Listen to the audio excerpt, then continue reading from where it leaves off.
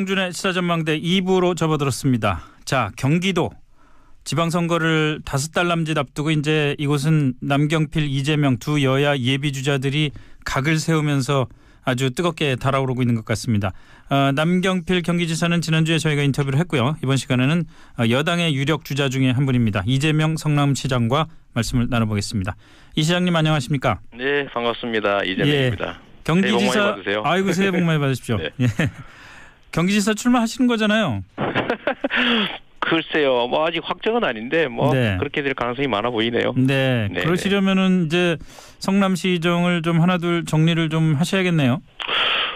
오늘도 하루 종일 뭐 여기저기 챙기고 있었는데요. 네. 제가 어떤 기자분한테 드린 말씀인데 성남시장 1시간은 100만 시간의 가치가 있다. 제가 그렇게 얘기하잖아요. 예. 실제로 중요한 일이어서요. 어떤 한순간 마지막 순간까지도 최선을 다해서 일단 시정에 집중하려고 합니다. 물론 그러셔야겠죠. 네. 네.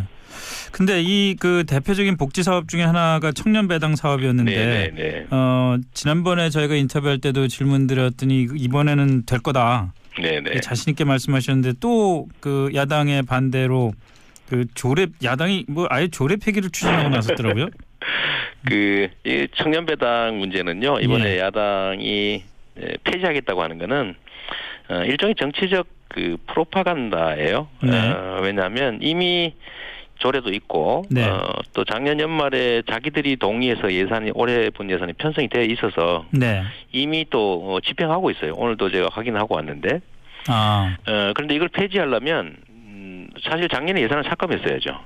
네. 다른 예산은 다 삭감했으니까. 네. 근데 그거는 통과시켜 놓고 이번에 이제 폐지 조례를 낸다는데 폐지 조례가 과반수로 통과가 돼도 네. 제가 거부권을 행사하면 이번에 3분의 2 동의를 받아야 되거든요. 예. 그런데 우리 민주당 측에서 그걸 동의할 리가 없기 때문에 네. 어차피 안 되는 거죠. 이제 안 되는 거 알면서 공세로 하는 겁니다. 크게 걱정은 안 하시고 계시는군요. 문제는 이제 이번 지방선거 결과에 따라서 이 정책의 운명이 갈리겠죠. 예를 들면 이거 폐지하겠다고 하는, 예를 들면 뭐 교복도 폐지하겠다, 청년배당도 폐지하겠다, 뭐 폐지하겠다는 게 많은데 이런 거 폐지하겠다는 사람들이 집권하면 폐지되는 거고. 네. 그게 아니면 또 유지될 수 있고 결국 뭐 선거의 운명이 달렸다고 봅니다. 올해는 그냥 진행하고요. 네, 올해는 어쨌든 그냥 진행이 되는 거다. 네, 그렇습니다. 알겠습니다. 자, 그러면 오늘은요, 선거하고 정치 얘기에 좀 초점을 맞춰서 말씀을 좀 나눠보겠습니다. 네.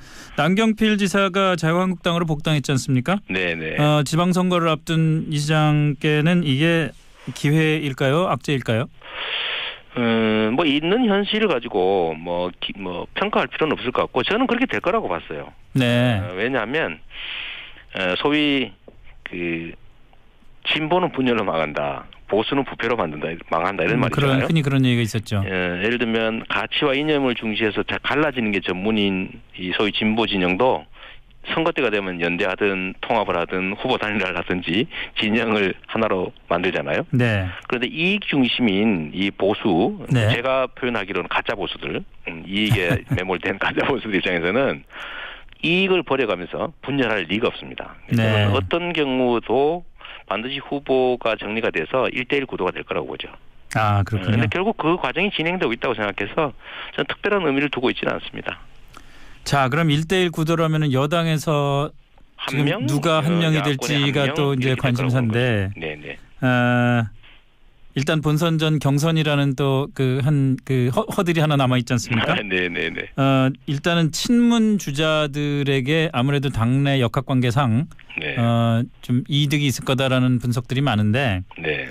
전해철 의원 있잖아요. 네. 전해철 의원은 전형적인 친문 주자라고 할 수가 있고. 네. 어떻게 자신 있으세요?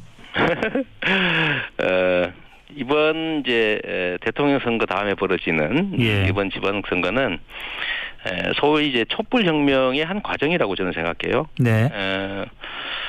문재인의 측근들이 정권을 만든 게 아니고 국민이 만들었죠. 네. 촛불 국민들이 만들었고요. 근데 이 촛불 국민들이 바라는 바는 공정한 나라를 만들자는 것이고, 결국 문재인 정부가 성공하고 공정한 나라가 되는 과정에서 과연 누가 더 도움이 될 것이냐는 국민들이 선택하겠죠. 네. 저는 촛불혁명 이전에 그 국민들하고 촛불혁명을 거친 국민들은 완전히 다른 존재라고 봅니다. 네. 1억 개의 눈, 귀, 그다음에 5천만 개의 입을 가진 그야말로 집단 지성을 장착한 유기체다. 저는 이렇게 생각하는데요. 대통령을 끌어내린 그 고도의 지성을 갖춘 정치 집단, 유기체가 합리적 판단을 할 거라고 저는 봅니다. 네. 그리고 이제 그 선택을 받도록 제가 노력하면 되고요. 그 선택의 결과에 제가 따르면 되는 거죠, 뭐. 근데 뭐 그럼에도 불구하고 그 지난번 대통령 선거 경선 때 막 당시 문재인 후보한테 막 공격도 하고 그러셨잖아요. 공격을 했겠어요. 그냥 제 입장을 관철하기 위해서 편하고 하는 건 있긴 한데 그거야 하나의 과정이고 결국은 이제 그 결과들 저희가 다 인정하고 뭐 문재인 정부 수립을 위해서 최선을 다해서 협조했고요. 또 문재인 정부가 지금 들어선 후로 문재인 정부 성공을 위해서도 최선을 다하고 있고 네. 특히 중요한 거는 남이 아니라 우리라는 거죠. 예. 문재인 정부 민주당 정권이 성공하지 않으면 이재명의 미래도 없는 거죠. 대한민국의 미래도 없다고 저는 봅니다. 네. 그러니까 이거는 우리 공통의 이해관계가 있는 것이기 때문에 예를 들면 저를 문재인과 친하냐 안 친하냐 뭐 이런 측면에서 보지 말고 문재인 정부의 성공, 민주당 정권의 성공, 그다음에 정권 재창출, 그걸 통한 새로운 나라 건설에 이재명이 필요하냐 안 하냐 이렇게 판단하면 되는 거지 누구하고 친하냐 안 하냐 이런 걸로 자꾸 문제를 만드는 거는 저는 일종의 갈라치기 프레임이라고 보고요. 이것도 일종의 이간질에 가깝다 생각합니다. 그러면요. 정치에서 친하냐 안 친하냐고 뭐가 중요하겠어요. 그 박원순 서울시장 보고 당이나 청와대에서 경남지사 나가는 게 어떻겠냐 서울시장 그만하고 뭐 이런 얘기도 있었다고 하고 당내에서도 뭐 서울시장 3선에 대한 뭐 피로감이 있다 이런 말들도 나오고 이런 걸 들으시면서 옆에서 보실 때 어떠세요? 저는 이게 이제 당이나 청와대에서 했다기보다는 이제 사실 김경수 의원께서 하신 말씀이에요. 저는 그 제안 얘기를 저한테 의견을 물어보길래 저는 정말 좋은 안이라고 생각했습니다. 김경수 의원이 직접 의견을 이 시장님께 물어본 일이 있어요. 물어봤습니까? 저는 김경수 의원이 선의를 가지고 한 얘기인 건 저는 알고 있고요. 본인이 중도 사퇴할 수도 없고 또 그런 경남의 정치 구도도 있지만 지금 박원순 시장께서도 지역 기반을 가지는 것도 나쁘지 않다. 그리고 서울 3선보다는 오히려 그쪽에서 역량을 확대하는 게 훨씬 나을 수도 있다는 그 의견이 그걸 나쁜 것 같지 않았어요. 그래서 그건 정말로 선의로 한 제안으로 저는 생각이 됐고요. 그때 혹시 서울시장 노리고 계실 때 그런 의견 물은 거 아닙니까? 전혀 아닙니다. 그 한참 후인데요. 제가 서울 안 나간다 한 후인데 저는 좀 선의로 받아들이면 좋겠고요. 거기에 대해서 의견이 다를 수 있잖아요. 예를 들어 박 시장께서는 서울에 남은 과제가 있다고 보시는 거고 서울시정을 통해서 하고 싶은 일이 있으신 거죠. 또 어떤 그 결정도 또 존중해야 되고 또 그런 의견도 낼 수 있고. 근데 이걸 마치 특정 정치 세력이 특정인을 제거 또는 견제하기 위한 움직임이라고 해석하는 거는 좀 전 과잉됐다고 봅니다. 자, 그럼 뭐 국정과 관련된 얘기로 좀 넘어가 보겠습니다.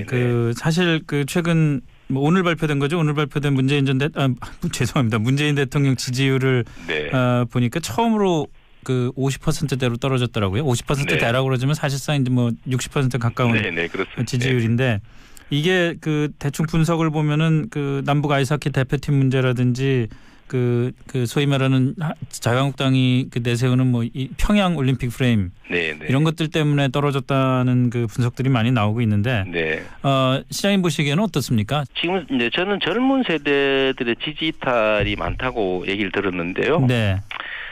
아마 그런 것 같아요. 이 젊은 세대들이 통일에 대한 뭐 열망이랄까요? 뭐 그런 것보다는 꼭 굳이 해야 되냐 이런 생각이 좀 많은 것 같고요. 젊은 세대한테. 그렇게 된 이유는 지금 이제 9년 보수 정권 동안에 통일 비용 얘기만 했지. 통일로 인해서 우리가 얻을 수 있는 이익에 대한 얘기는 전혀 하지 않았거든요. 그러다 보니까 통일이나 남북 관계 개선이라고 하는 게 안 그래도 힘들어 죽겠는데 우리한테 피해를 입힌다 이런 생각을 하게 된 것 같습니다. 안타까운 현실이죠. 예를 들면 남북 단일팀 하니까 그 힘들게 만든 없는 기회 만들었던 우리한테 왜 그 기회를 뺐느냐라는 네. 생각이 또 강한 것 같고요.